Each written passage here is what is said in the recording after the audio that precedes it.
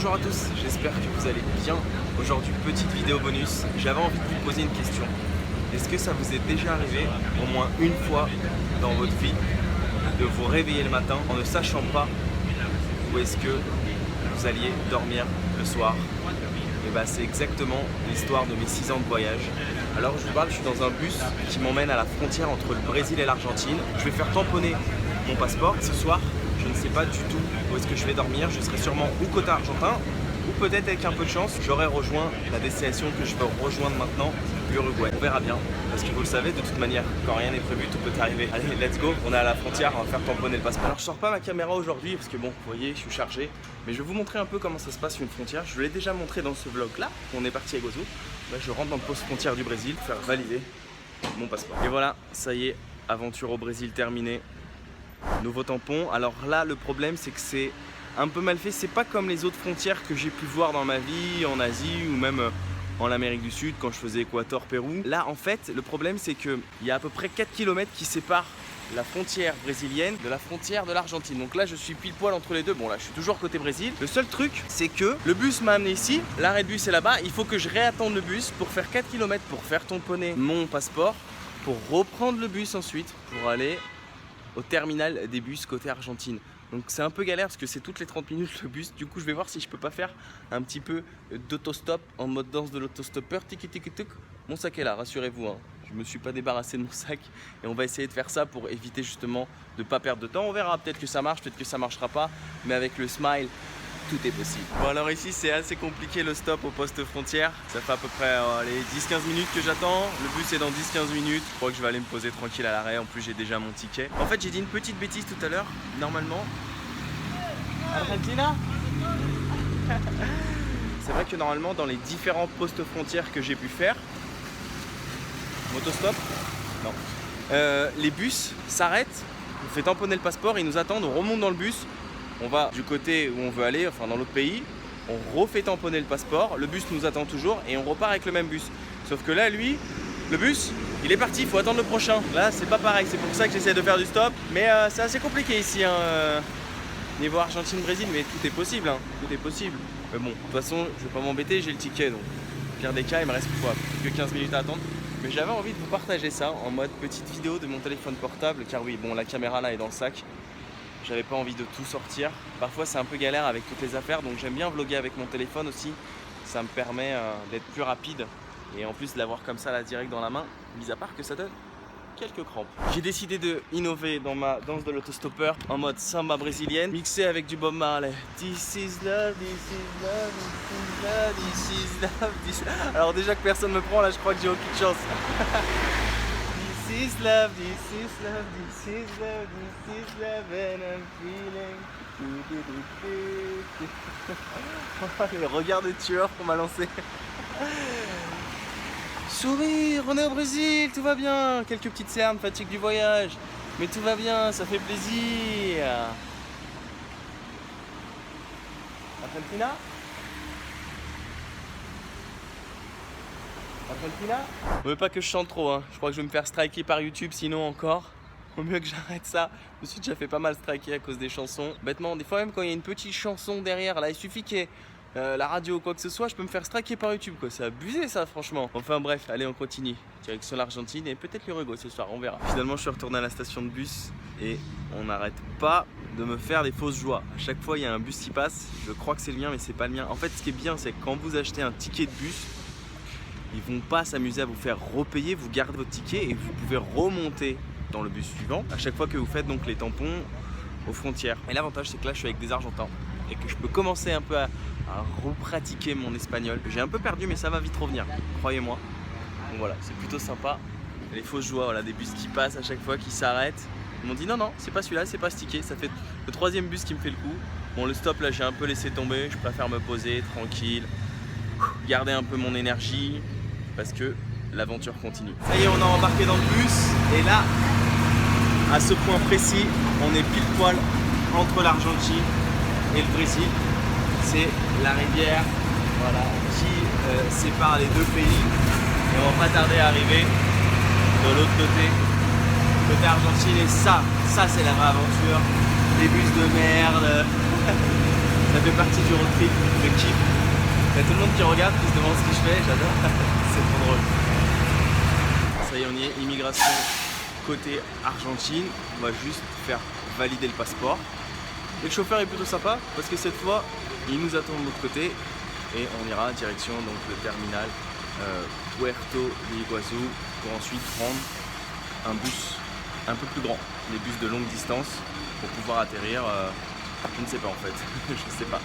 Je verrai sur place. Et ben voilà, bien descendu du bus. Maintenant, il ne reste plus qu'à trouver la gare des bus qui devrait être vraisemblablement par là pour choisir enfin une destination. Ah, ok, gracias. Para allá. Ah, ok. Ah, ok, gracias. Ça revient l'espagnol, ça revient, j'ai compris. Des fois je comprends pas toute la phrase, mais le fait de choper 2-3 mots, tu vois, ça me permet de comprendre un peu le sens. Mais bon, là j'ai cramé que c'était pas le bon sens, qu'il fallait rentrer. En fait voilà, terminal omnibus, c'est ici. Donc voilà, on va prendre le bus. Mais où, je ne sais pas. Ouh. Ah, un buffet, ça me plaît. 21 pesos le gramme. 21 pesos pour 100 grammes. Ok. Bon allez. On va essayer de se trouver une petite destination. C'est la course. Il est 15h56 et je viens juste de payer un bus qui part à 4h direction Santa Fe. J'ai 20 heures de bus. Santa Fe. J'ai choisi ça au pif parce que on est sur la route de l'Uruguay. Donc voilà. Ce mec est fou. Il est capable de décider en moins de 5 minutes où est-ce qu'il va, qu'est-ce qu'il fait. Le seul problème, c'est que par contre, je ne sais pas encore où est-ce que je vais dormir. Mais bon, ça c'est pas trop grave. Je vais pécho une auberge sur internet. Voilà. Ça y est, 20 heures de bus là-dedans, bus couchette, et apparemment on m'a dit qu'il y avait même petit déjeuner et repas, je sais pas, on verra ce que ça donne. Ultimo minuto, hein. Ultimo minuto, el bus se va a la 4. Ultimo minuto. Gracias. Je suis dans le bus, direction Santa Fe. Il y a la gendarmerie nationale ici d'Argentine qui vient de monter, et ils blaguent pas. Ils sont là, toc. Ils ont fait tout le bus, ils ont contrôlé tous les sacs. Bon, moi ça va puisque je suis touriste, donc ça passe crème. Ils ont vu mon passeport, ils ont fait vite fait mon sac, mais ça blague pas, ça blague pas sévère. Et j'ai un petit problème, c'est que bon, ça va, les bus sont plutôt confortables, c'est des bus couchettes, mais il n'y a aucune prise électrique pour charger mon téléphone et mon ordinateur. Donc il me reste 15% de batterie sur mon téléphone, sur mon ordi je sais pas. Je me souviens plus si j'ai chargé mes batteries externes. Donc ça va être chaud pour continuer cette vidéo, mais je vais tout faire pour recharger mon téléphone à certains points stratégiques du voyage pour continuer à pouvoir vous poster cette vidéo qui est juste absolument folle. Du mode quand un imprévu tout peut arriver. J'arrive à Santa Fe et je ne sais pas du tout où est-ce que je vais cracher, mais c'est ça que je kiffe. Alors je sais, ça fait bizarre, je mange super proche de la vitre, mais c'est parce que c'est le seul endroit où je peux avoir un peu de lumière.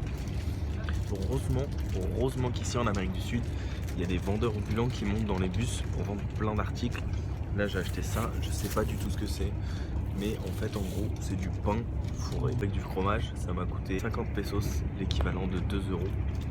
C'est plutôt pas mal. Enfin, là le pain est un peu dur, comme un peu rassis. Mais je peux vous avouer que quand vous n'avez pas mangé de la journée, ça dépanne. Pour seulement 2 €, je rappelle. Et il y en avait 5 comme ça, dans un paquet. Non, 4, j'ai dit une bêtise. Oui, je sais, si vous voyez ces cernes, c'est normal. Il est 9h42 du matin et on est parti hier à 16h. Et je viens d'arriver, ça y est, dans la ville de Santa Fe en Argentine. Et là, va falloir que je chope une petite connexion Wi-Fi, histoire de trouver une auberge, parce que je ne sais pas du tout où est-ce que je suis, sûrement en centre-ville. Mais le truc, c'est que d'abord je vais me renseigner par rapport au bus de demain ou après-demain pour aller à Rosario. Rosario, c'est à 2 heures d'ici. Et ensuite pour descendre donc à Buenos Aires, pour traverser la frontière avec l'Uruguay. Alors le bus n'était pas trop mal, ça m'a coûté environ 60 €. Ça fait un peu cher, ça fait un peu mal. Bon, il y avait quand même quasiment 900 km d'Iguazú. C'était assez long. Il n'y avait pas de prise électrique, c'est un peu dommage. Donc j'ai pas pu vraiment avancer sur mes vlogs, ce qui est bien dommage. Parce que croyez-moi que quasiment en 20 heures de bus, j'aurais eu largement le temps de bosser dessus. En revanche, il y avait un dîner qui était correct, qui n'était pas non plus incroyable, mais qui était correct. Et il y avait un petit déjeuner qui était pareil, qui était pas foufou, mais qui se laissait manger. Et croyez-moi que quand vous avez faim, vous mangez le petit déj. Et ils mettent des crackers partout ici, à toutes les sauces. J'ai eu le droit à crackers repas du soir, crackers au petit déjeuner. Mais enfin, le plus important c'est d'avoir eu un petit café, histoire d'être boosté. Allez, let's go, on va essayer de trouver une solution pour ce soir. Ah là les amis, je rigole tout seul, parce que ce qui est en train de se passer, ça s'appelle un maxi kénage à Rosario, à Santa Fe. Il n'y a pas d'auberge. Donc du coup, je suis obligé sûrement d'aller dormir dans un hôtel ou bien de démarcher les gens pour voir si je peux pas faire un coach surfing. C'est possible après, hein, tout est possible. J'en rigole tout seul. Au moins j'ai récupéré les billets pour demain, enfin les horaires pour aller à Rosario. Je pense qu'une journée ici, il est 10h, ça va me suffire. Je vais visiter tranquille le centre-ville. Et demain matin, je me pointe à la gare des bus direction Rosario. Après, direction sûrement Buenos Aires.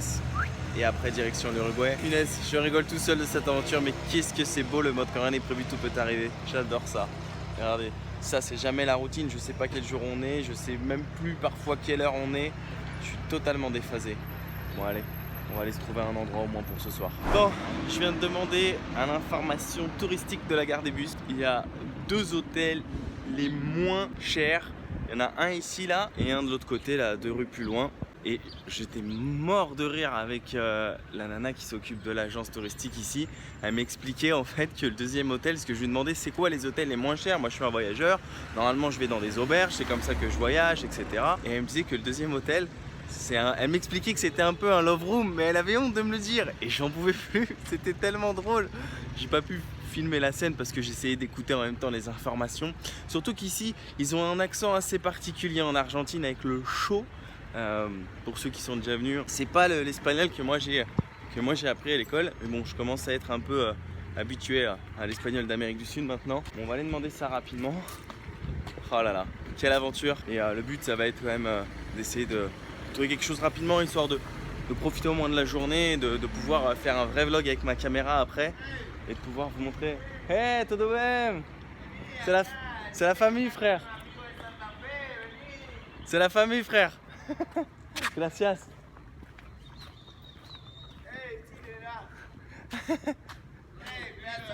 Bon, ceci est peut-être mon unique chance. Il y a écrit hostal. Et hostal en général, ça veut dire hostel, hospedaje, ce qui veut dire auberge. Normalement, on m'a dit qu'il n'y en avait pas ici, mais on va quand même aller tenter. Le truc, c'est que ça fait à peu près 15 minutes que je marche.